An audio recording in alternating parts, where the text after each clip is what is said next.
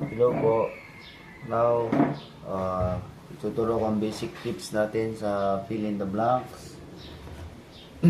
Number 1, dapat yung 4 na choices ang unahin natin. Titignan natin ang conjugation natin ay after. So, this is the after. Lahat yan. And hue. So, huwag natin titignan yan. Importante, alam natin yung tinatawag natin verb stem. Kuruda ay to choose. Poneda ay to send. Ang pedal hada ay to deliver. Ang yuri hada ay to cook. So, ang isang pang mabilisan po natin, choices. Pakita natin choose. We have send, we have deliver, cook. Ipapasok natin to sa blanco. Ano yung kaliwang word at saka kanan. So, kung titingnan natin, menu. Ang menu ho ay menu. So, anong pwedeng gawin sa menu? Piliin, ipadala, deliver, and lutuin. So, doon pa lang sa 4 na choices, meron ka lang matatanggal na parang mali.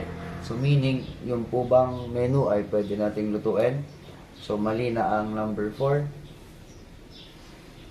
I-deliver ba ang menu? Ang dinideliver ho ay pagkain.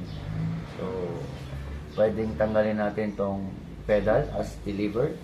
So, ang natitira natin ay choose and send. Pero kung titingnan mo, ipinapadala po ba ang menu? So, pwede, sabihin natin. So, titingnan natin as follow-up, back-up sa mga given sentence.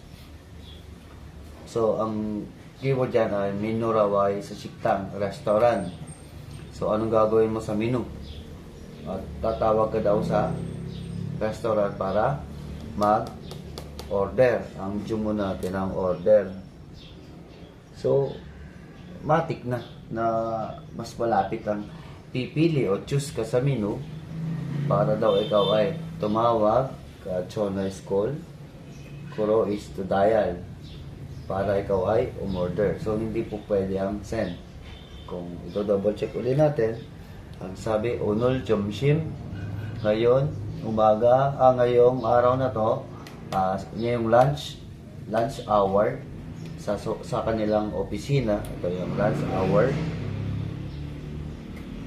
Kung may time pa po tayo, po pwede natin analyze pa. Samushil is the office.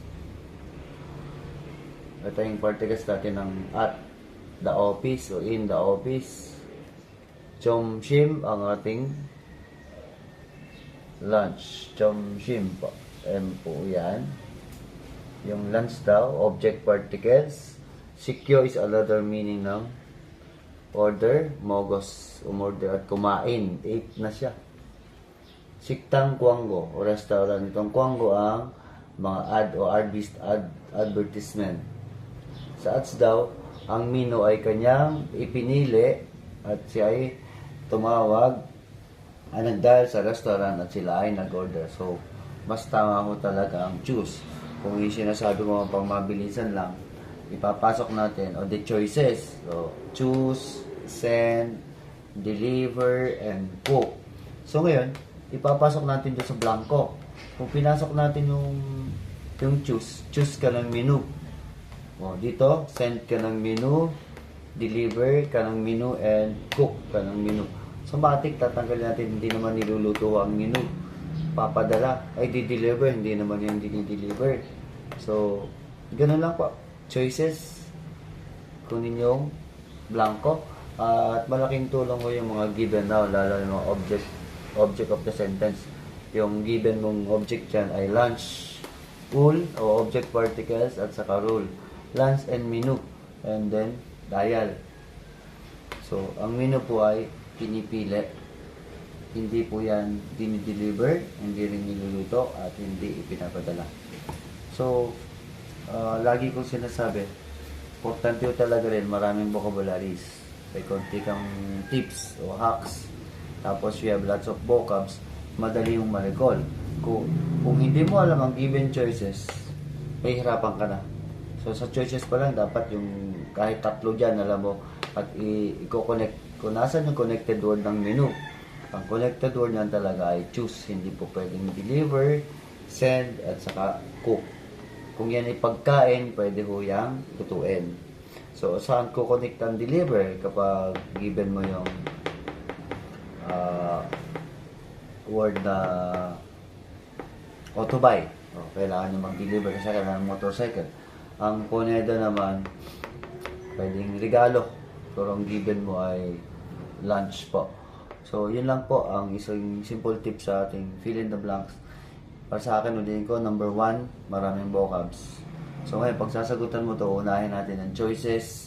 Hanapin mo yung verb stem o yung conjugation. Kung alam mo, mas maganda.